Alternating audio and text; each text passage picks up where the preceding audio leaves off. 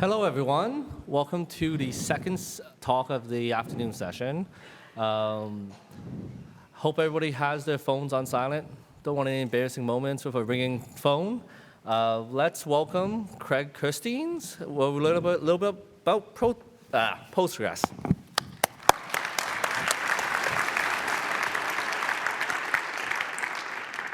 Great, thank you. So I'll dig right in here.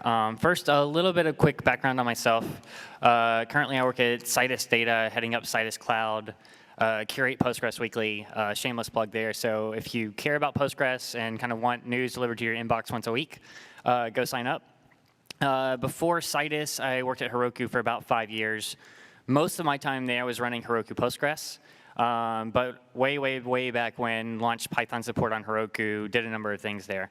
So Python is my language of preference, though I don't get to use it nearly enough these days. Really quick kind of gem from 10 years ago. So a nice little tidbit, Postgres is 20 years old this year. This was a fun email from Tom Lanes, who, if you're not familiar with him, I'd say he's maybe 20 to 50% of each Postgres release. Way back when, he was involved in creating TIFF and libjpeg and libpng. So he's done a little bit and been around for a little while. But in his words, the naming of PostgreSQL was the worst kind of mistake the project made. So to simplify, it's Postgres as much as you can just call it Postgres. I'm going to assume everyone here in the room uses Postgres today. If you don't and need an excuse of why, like here's the short version. It has really robust data type support. So one good example is JSONB, which arrived a year or so ago. Listen notify, pub sub in your database is pretty awesome. A robust community of extensions. Basically, it's more and more than just a relational database these days. It's much more of a data platform, I would say. This is a quote from a colleague that I think sums it up pretty well.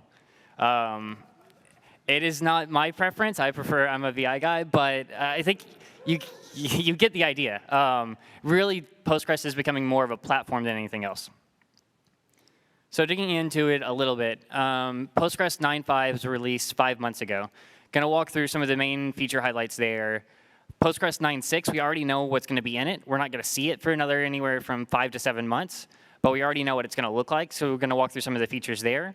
Highlight a few extensions, which really I'll get to in a little bit, but is much more, I think, of the future of where Postgres is headed. That we'll see more and more extensions so that more people can build and contribute to it without having to get into the core code base. So Postgres 9.5, the highlight of features looks something like this. The first one, insert on conflict do, which was horribly named. I was having a conversation with one of the core developers on Friday, and he said, we're pretty sure that no one was happy with the naming of it, but we're at least happy the feature landed. So if you don't know what this is right off, you probably recognize this. So this has long been one of the perks of MySQL over Postgres.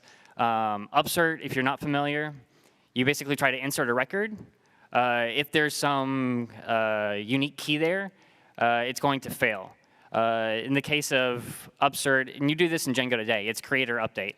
The problem is, in every kind of language when you're using Postgres, it's doing 2 calls there, and there's the ability for a race condition.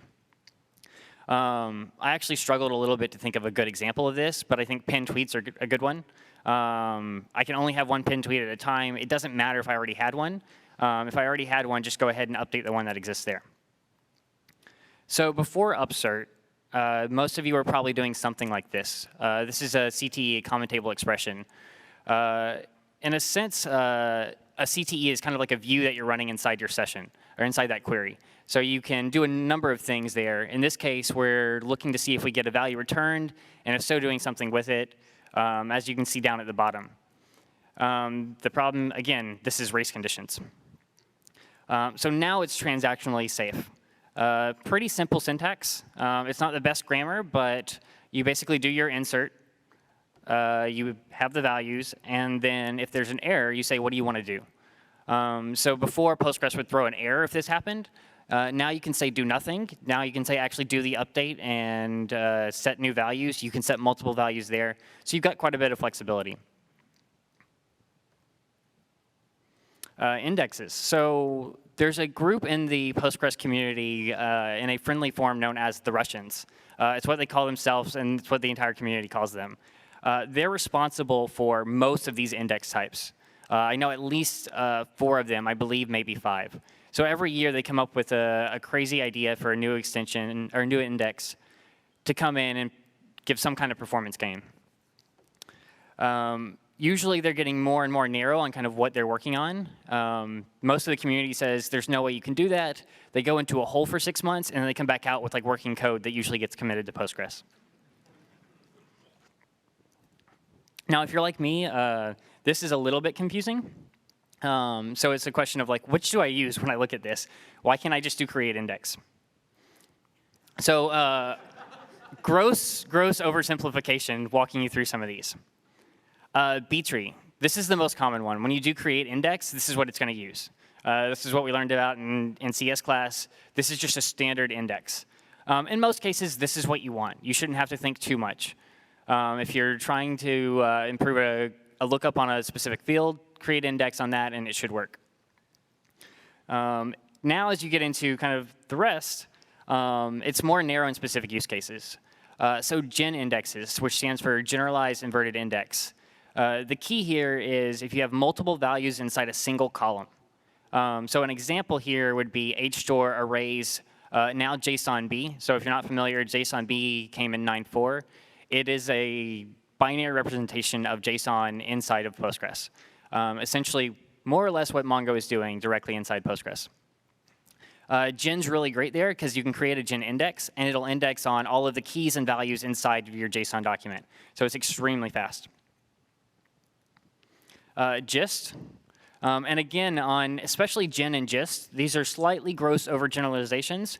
One will have a larger footprint on disk. One will have better performance. So it's kind of, they can be used a little interchangeably. So if you really kind of need to tweak performance, dig in a little bit further there.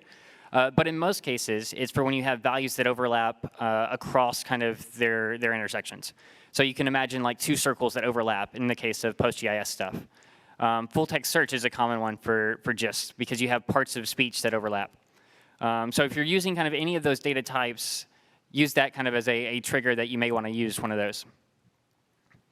On the others, KNN.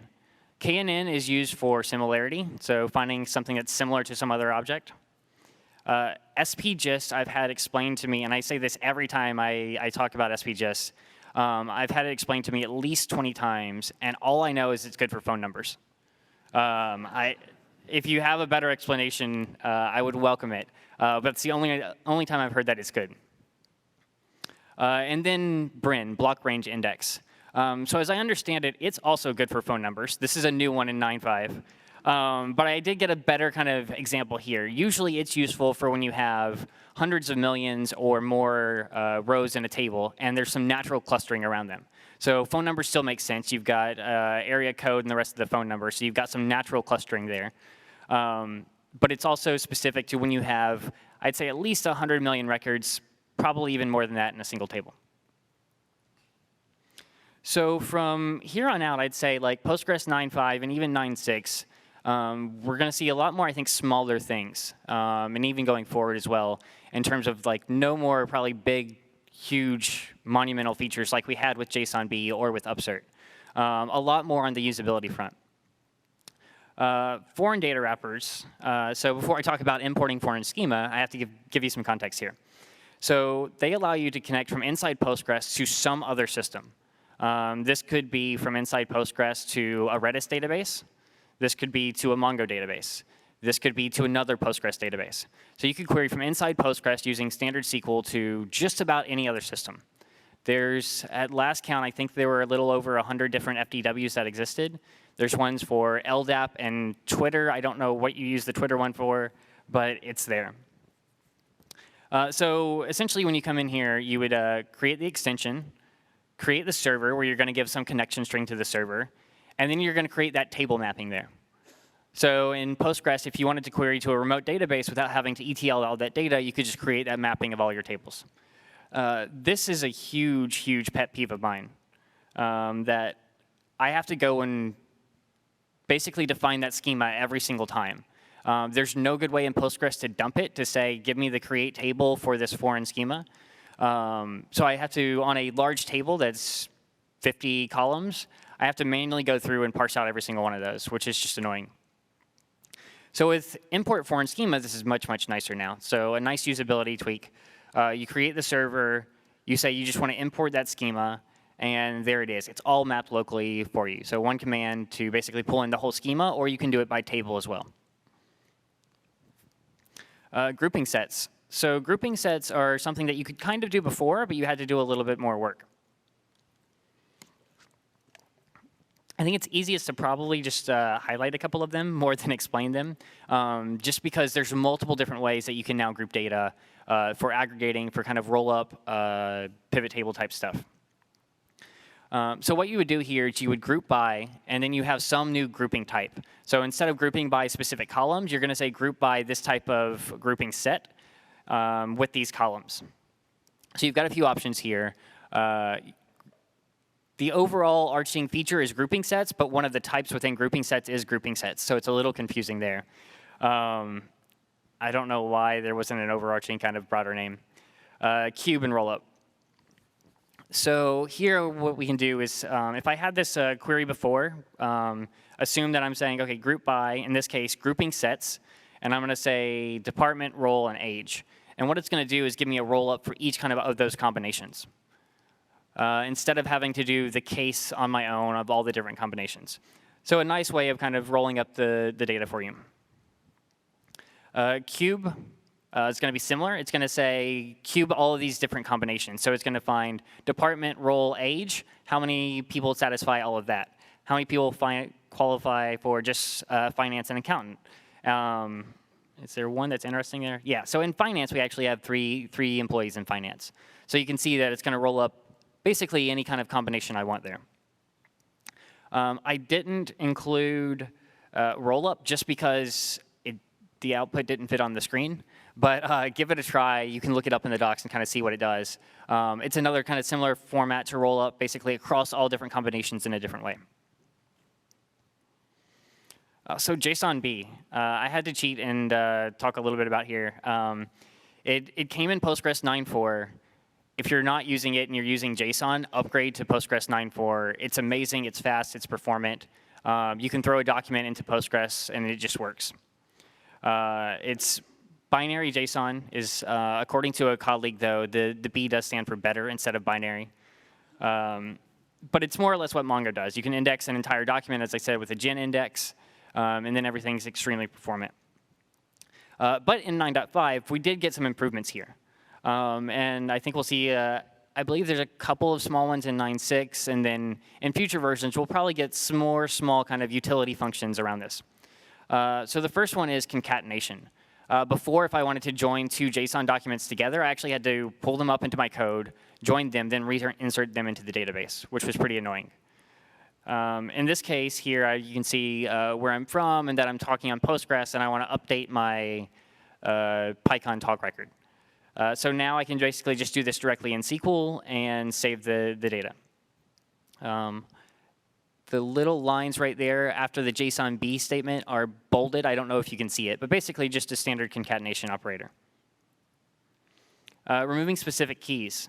So now if I want to delete something, I can just remove that key. Before, again, I had to pull down the whole JSON document into whatever language I was working with, remove that, and then save it back to the database if I wanted to do that.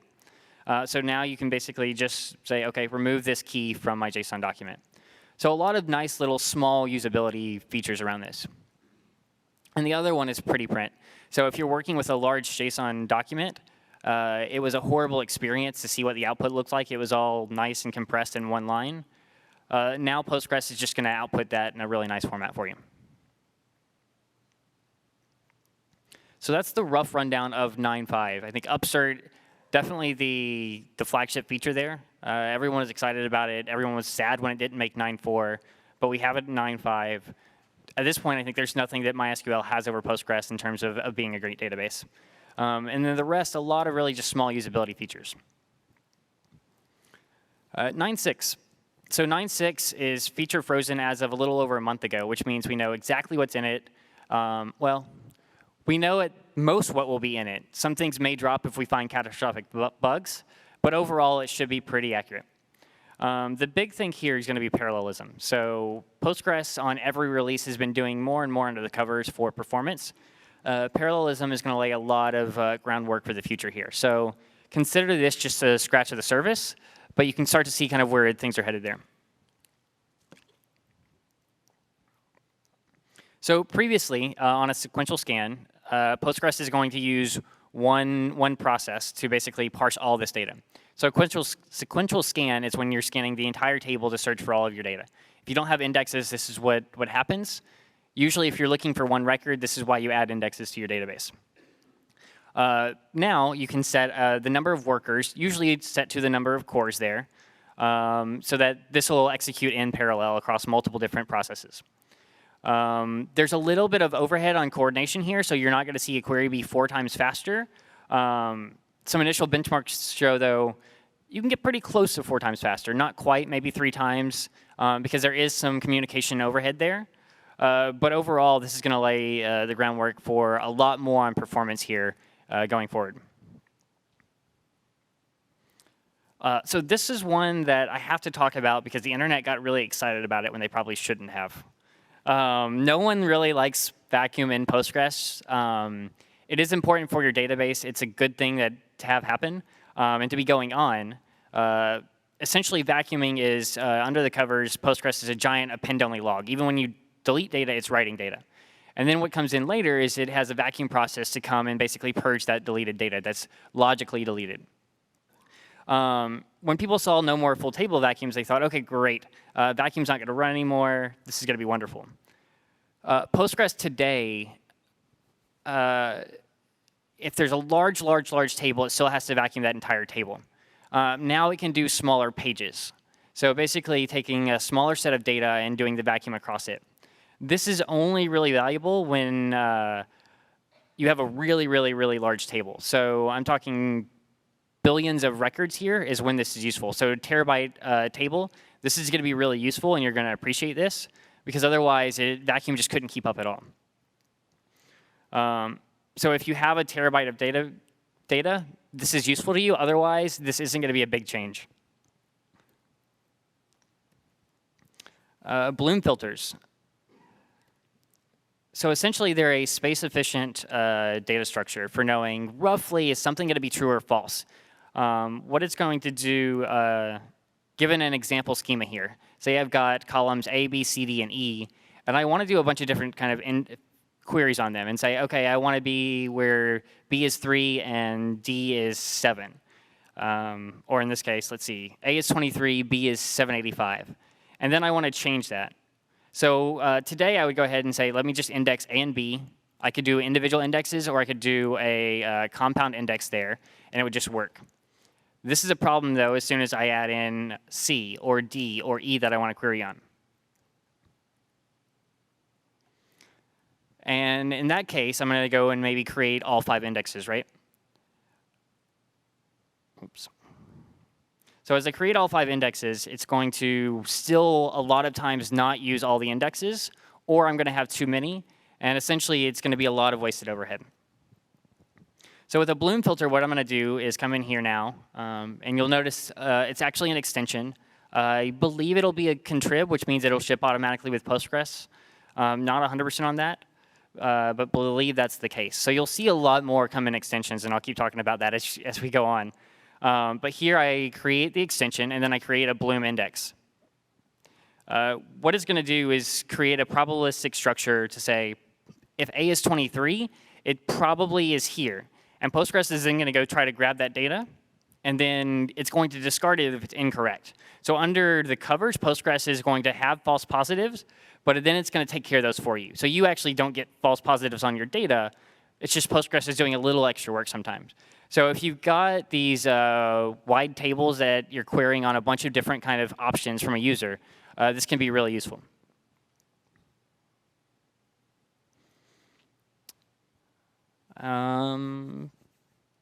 Yeah, on the Postgres FTW, so there's not a whole lot there. If you're using it, There's some nice performance improvements. So the Postgres FDW is the ability, as I mentioned on a foreign data wrapper, to query from one Postgres database to another Postgres database.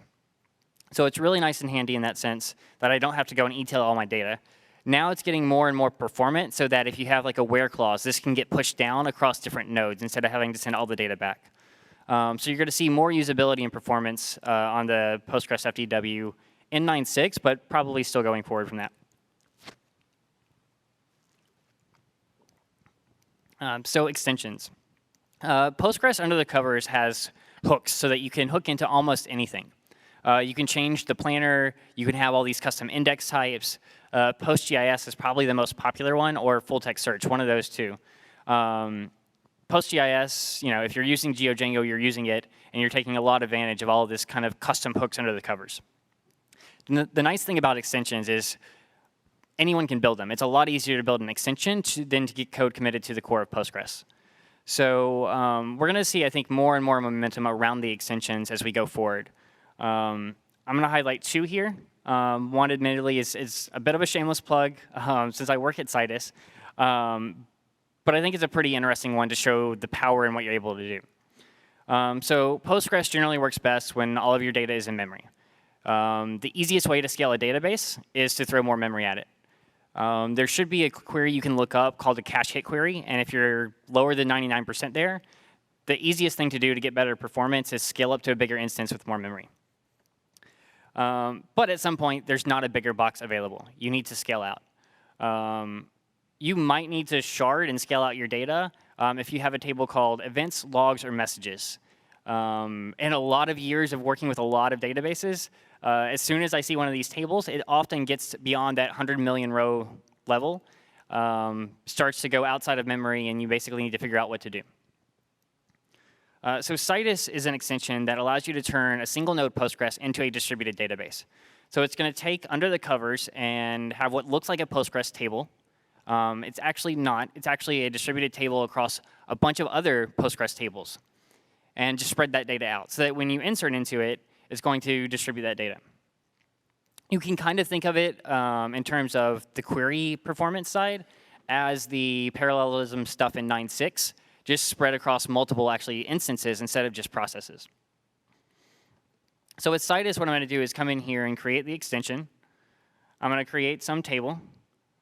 And then I'm just going to say, turn this into a distributed table and give me this many shards. And then I can just start inserting my data there. And as I insert onto that master node, it's going to distribute that to the other distributed nodes. So all of my data is still in Postgres. It's just on a completely other node. And then Citus hooks into the planner to say, OK, when you query this table, let me go to the right shard to grab your data or do the aggregate or that kind of thing, kind of whatever is needed there.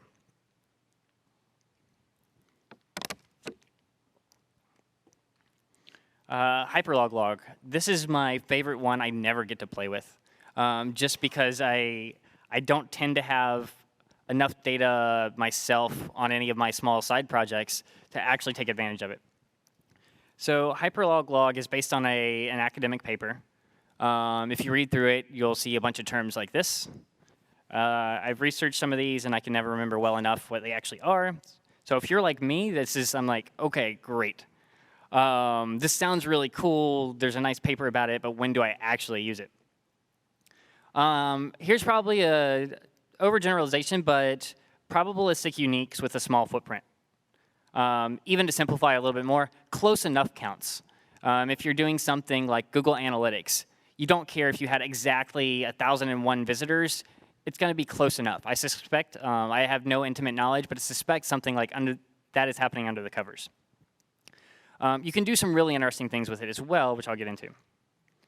So to turn it on, you download it, install it, and then you, within Postgres, say create extension HLL, and then you create this new data type. So here I've got this users, which I'm going to insert my daily unique users right there. Now you could do this with some other data structure, right? You could say, oh, let me just increment every time I see this user, right? What it allows you to do, though, is a couple of interesting things based on a hash of the user that goes into it. So here I'm going to say, every time I insert into this daily uniques, It comes with some functions, so it depends on what kind of, are you adding, are you updating, are you unioning across values? And it's basically going to create a hash of this user and throw into this data type that I don't actually understand how it works under the covers. From here, what I can do is I can just do a select and say, give me a count, which is simple enough, right? But what I can also do is some really interesting stuff here of give me the union of users across the entire week. So I'm storing in this data type the value for Monday and Tuesday.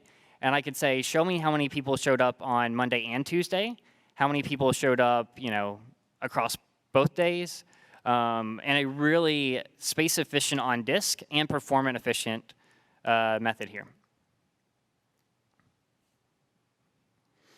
So in terms of extensions, there are a number out there. There's right around 100 FDWs alone, and then a number of other ones. HypoPG is an interesting one for allowing you to do hypothetical indexes. So what happens if I had this index on my database? PL-V8 is a really great one. It allows you, it's a full procedural language of V8 inside Postgres. So now I can just execute JavaScript directly inside my database to do whatever I want. PG Partman and Repack are interesting for partitioning and scaling and such.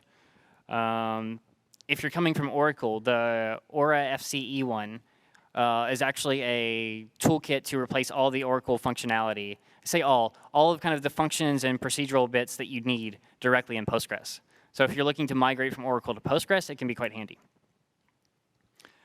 For extensions, I encourage you to take a look at pgxn.org, GitHub, and then Postgres Weekly. Again, a shameless plug there. There's not a better repository necessarily. They're kind of scattered today. It's a work in progress around the community of improving these things. But they're out there, and if there's something you want to do in Postgres and it's not in the core, it's probably in an extension already. So just kind of a rough recap. Postgres 9.5 was released 5 months ago. I would encourage you to upgrade no matter what, just because it's a good thing to do. Most people don't do it unless there's kind of one feature they really want. With 9.4, that was JSONB. If you're using a hack around upsert, go ahead and upgrade and get the real thing so that you don't have race conditions. It's worthwhile. 9.6, there it's starting to be more and more performance, especially with the parallelism. And I think we'll see more performance under the covers and more capabilities for extensions going forward. And then a couple of extensions there, but I'd say go check them out. If you're using full text search or Postgres, you're already familiar with extensions without realizing it. And there's really a laundry list of them that exist out there. Cool. And I think I actually have a few minutes for questions. So I think I've got 5-6 minutes for questions. So if there's any questions, feel free to hop over to the mic.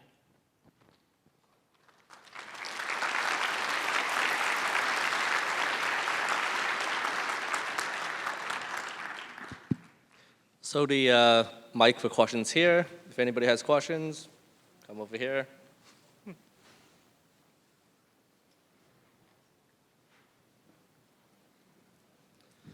Just please keep in mind one question only, and make sure it's a question. Hi.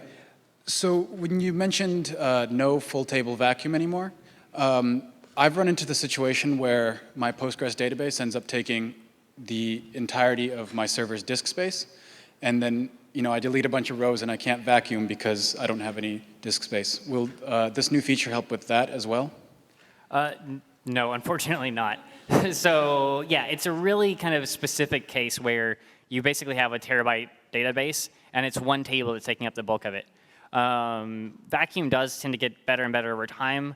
If you set it up well kind of ahead of time, and I would look at kind of one of the talks on specifically setting up vacuum, and there's a couple of good blog posts, it gets you into a better position so that it's kind of running at a regular time.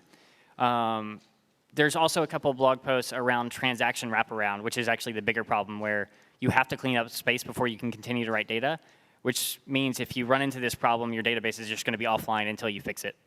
So yeah, unfortunately, no, it's probably not going to help you at all in that case. It's worth just kind of tuning vacuum. Okay, thank you. Any more questions? Yeah. Where does multi-master fit on the roadmap? Yeah, so multi-master, there is the plumbing and foundation for it, but it's basically not out of the box. You can do it today, and there's some tools for it, but it's not kind of Postgres core. I think it's an interesting question of will it be in Postgres core, and it's a little undecided because there's different approaches and opinions on how to do it. So under the covers, there is bidirectional replication support. PG Logical is a tool to kind of help with some of that, and then you can layer on top of that. I don't expect we'll see it super soon. It was a topic at the Postgres core developers meeting, multi-master, and then an out-of-the-box sharding solution as well. But I don't think there's consensus enough right now for it to be in the next release. So I think we're still going to be waiting a little bit or layering something that's third-party on top of it. Any more questions? No? Let's give our speaker a round of applause.